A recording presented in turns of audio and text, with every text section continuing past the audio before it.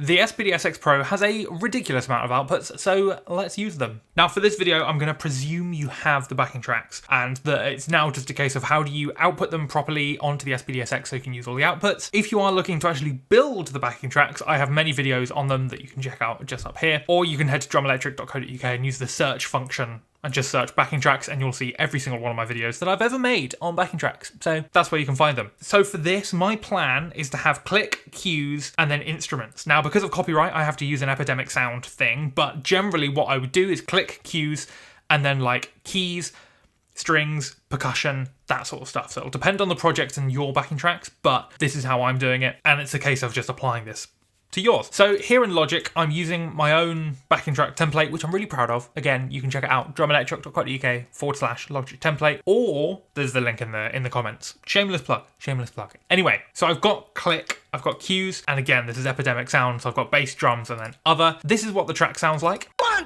2, 3,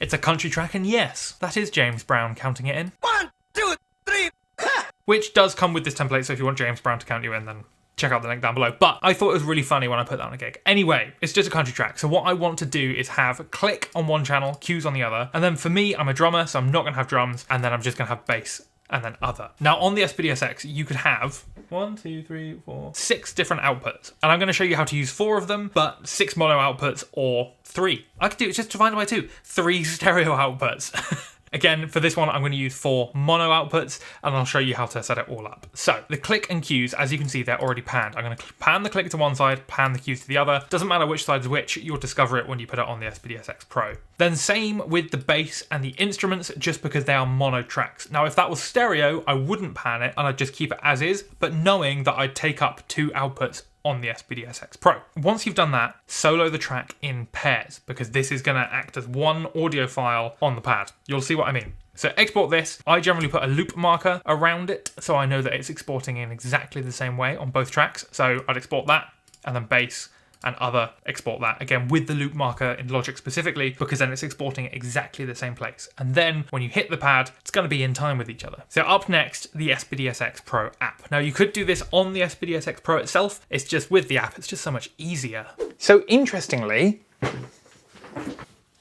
this is not my SPD-SX Pro. I'm actually borrowing this, which is, yeah, quite surprising. But let me explain. That SPD-SX Pro was sent to me by Jake at Into Music. Now, he hasn't asked me to say this. I'm just saying this because he is amazing. I think it's amazing what he's created, and it's an independent drum store, and it's really important that everybody knows as much about it as they can. So as a quick one, it was so easy to hire this SPD-SX Pro for the last few days to make a bunch of videos, and I did it via the website where he's got literally a whole hire everything. So you can do everything from a PA to drums to an SPD-SX, there you go, to a full lighting rig. It's amazing. So just go check this out anyway, because there's a lot of stuff on here that I'm like, I want to hire that. But what you literally do is just choose a thing, click on it, add it to cart, say the dates that you want it, and then they'll send it to you. Not only that, but they'll also sort out a parcel force pickup. So then when you're done with it, you just hand it back to the delivery person and it's done. It's amazing. And my favorite thing is that Jake started a YouTube channel as well. Highly recommend going and subscribing to their channel, where they've got a week at Into Music where he literally just takes you through a week and runs you through what it's like running a drum shop in the UK, and it's amazing. And a certain somebody might have a shout out in the latest one because of this very product. So there you go. Anyway, like I said, this isn't sponsored. I'm just doing this because Jake is amazing and what he's created is amazing, and you should absolutely go check it out. Anyway, back to the tutorial. So on the SPD-SX Pro app, I'm just going to choose a random new kit just so you can see this from start to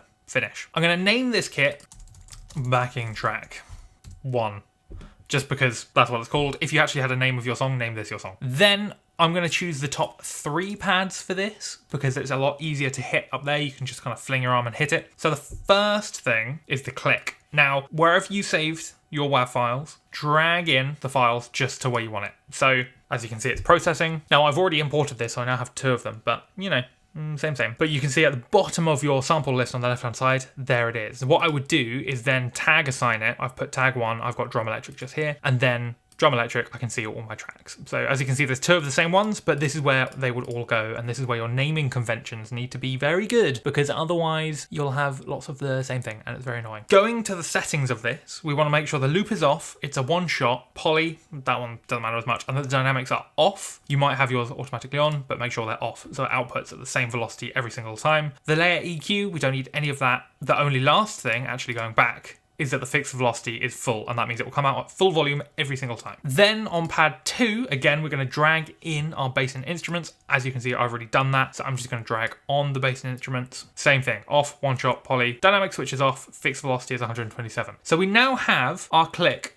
and our tracks. But ideally what we want to do is now link these. So when we hit one pad, both of them go at the same time. Super easy to do. We're just going to go to pad link. And then at this point, as you can see, I've already experimented with this, but the numbers assign which pad group you want. So pad 1 is the link send, and I'm going to go pad 2 is going to be in group 1. Okay, so pad 1 and 2 are in the first group, because then it doesn't matter which pad I hit, I just know that they're all going to trigger. So let's just test that.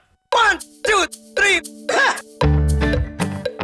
Great. Now the issue here is that it's all coming out of the master output. We don't want that. So this now depends on your setup, and this master output thing on the SPD-SX Pro app is a nightmare. It's kind of like QLab, where it does exactly what you want it to do, but it's very complicated looking. Pad 1 is the click and cues. Now I panned them left and right, so I can go output 1 is click and output 2 is cues, or vice versa, it depends which way you panned it. So what I'm going to do is I'm going to take that out of the master output. So now if I hit play on here, there's no click, it's just track. So that's good, that's a good start. And so what I'm going to do is move it to direct 1 and direct 2. Now I have to move the outputs on here because I'm recording the SPD-SX through audio, bear with me. But now if I hit the pad, 1, 2, 3. we've got click and cues and no track, which is perfect. Just to test that, here's the first output. 1, 2, 3. We just have Mr. Brown in all of his glory, and then direct output 2 should just be click.